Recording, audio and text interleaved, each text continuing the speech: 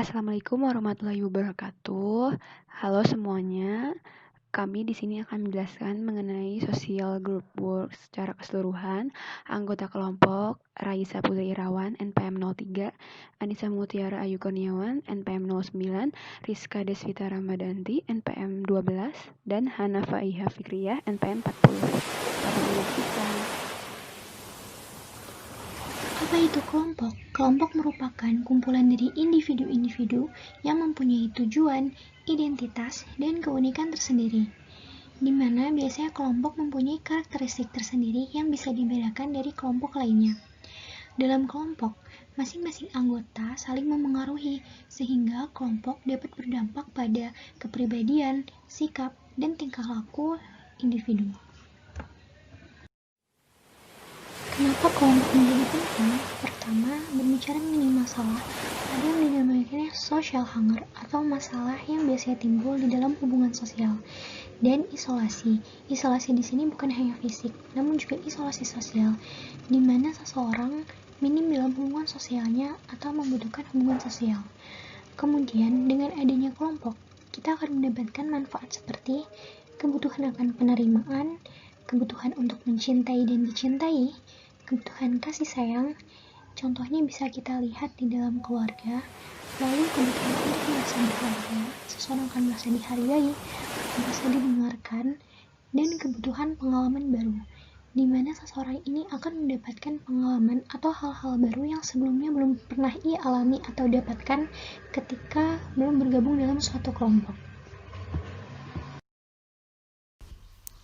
Selanjutnya saya Rizka NPM 12 akan menjelaskan mengenai classification of group dan what's important about group. Yang pertama akan saya terangkan dahulu yaitu classification of group atau klasifikasi kelompok. Jadi klasifikasi kelompok ini dibagi menjadi dua. Yang pertama itu ada task group, yang kedua itu ada treatment group. Apa sih task group itu? Task group itu merupakan kelompok yang berorientasi dalam penyelesaian tugas. Jadi task group ini sengaja dibentuk untuk menyelesaikan suatu tugas. Seperti contohnya itu kelompok Karang Taruna. Kelompok Karang Taruna ini anggota-anggotanya memiliki masing-masing tugas untuk mencapai tujuan bersama. Selanjutnya treatment group. Jadi treatment group tuh apa sih?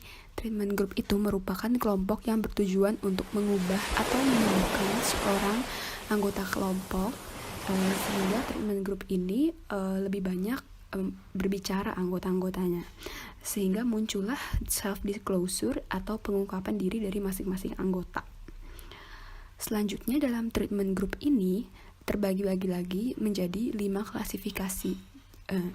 Klasifikasi dari treatment group itu adalah support group, terus educational group, terus growth group, therapy group, dan socialization group yang akan saya jelaskan pada slide berikut ini. Seperti yang sudah saya jelaskan di slide sebelumnya, bahwa treatment group itu dibagi lagi menjadi 5 klasifikasi. Yang pertama itu ada support group, memberikan kemampuan coping skill anggota kelompok dalam mengatasi permasalahannya.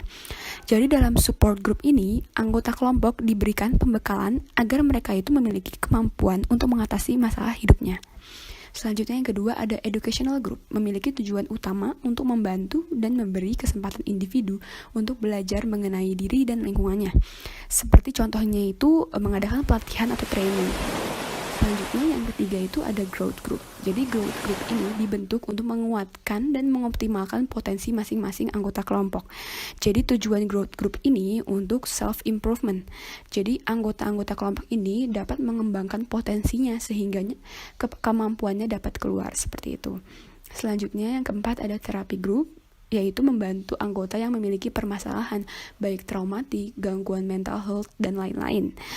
Seperti halnya juga anggota yang memiliki yang terlalu anxiety atau insecure, sehingga dalam hal ini pekerja sosial membantu klien-klien tersebut dalam mengatasi permasalahan yang sudah saya jelaskan sebelumnya. Selanjutnya yang terakhir, yang kelima itu ada socialization group. Jadi socialization group ini membantu anggota agar dapat bersosialisasi dalam lingkungan barunya. Tujuannya itu agar mereka dapat beradaptasi dengan lingkungan barunya. Seperti halnya mereka yang tadinya di panti asuhan dipindahkan lagi ke rumahnya seperti itu. Selanjutnya saya Rizka, NPM 12 akan menjelaskan mengenai what's important about group, atau apa sih yang penting dari kelompok itu.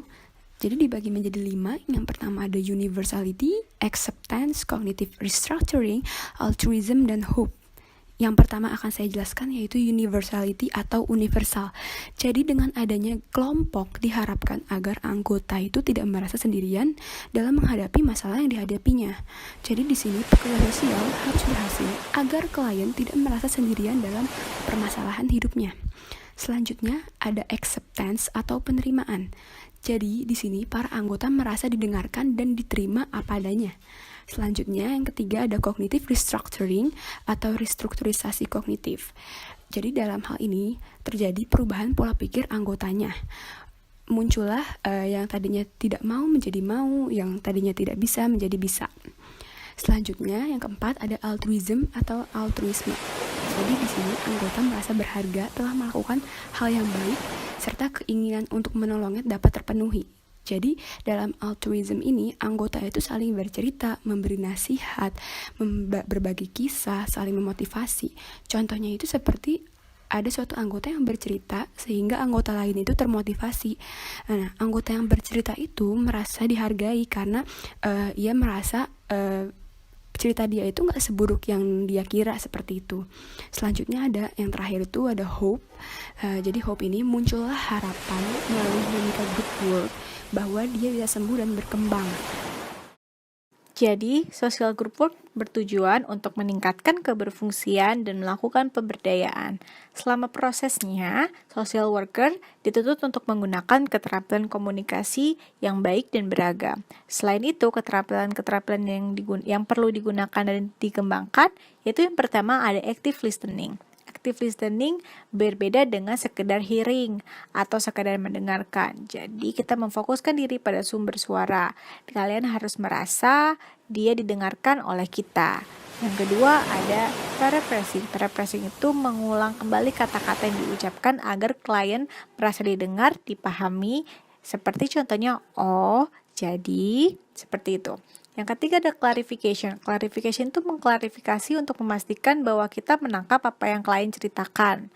Selanjutnya ada minimal respon. Minimal respon kita memberikan respon-respon pendek yang memberikan bukti bahwa kita fokus mendengarkan klien. Seperti, oh, oke, gitu. Dan selanjutnya yang terakhir ada menentukan bahasa nonverbal.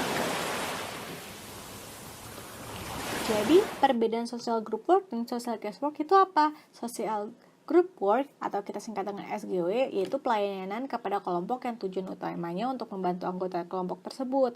Sedangkan kalau untuk social case work yaitu rangkaian pendekatan yang bertujuan untuk membantu individu. Jadi jelas perbedaannya pada social case work membantu klien secara individu, social group work membantu klien dengan menggunakan metode kelompok. Lalu lanjut pada pekerja sosial.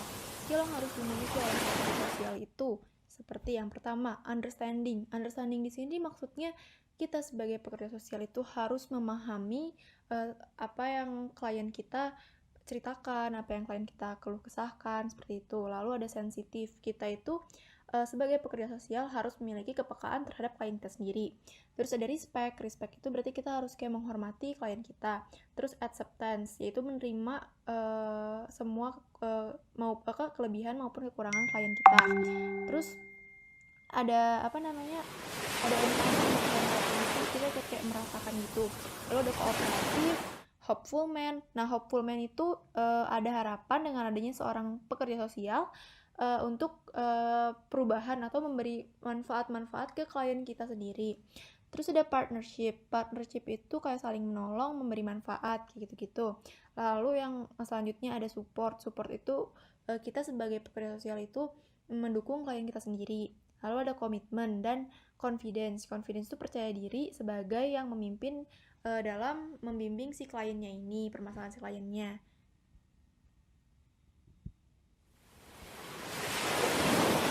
Kesimpulannya, dengan mempelajari social group work, kita dapat mengerti metode-metode bekerja secara kelompok untuk menghadapi orang-orang di dalam suatu kelompok guna meningkatkan kemampuan untuk melaksanakan fungsi sosial serta pencapaiannya. Manusia adalah makhluk yang hidup secara berkelompok. Manusia juga memiliki pengaruh terhadap kepribadian, pola, sikap, dan lainnya. Maka, mengapa permasalahan menjadi penting? Permasalahan menjadi penting karena adanya social hunger. Manusia pun menggunakan skillnya untuk digunakan sebagai pedoman hidupnya dan menggunakan instrumen dirinya sendiri. Kemampuan mendengarkan juga sebagai upaya aktif pada kliennya. Social group work melakukan intervensi dengan menggunakan kekuatan kelompok, kemudian dari permasalahan tersebut dapat dipecahkan bersama. Terima kasih.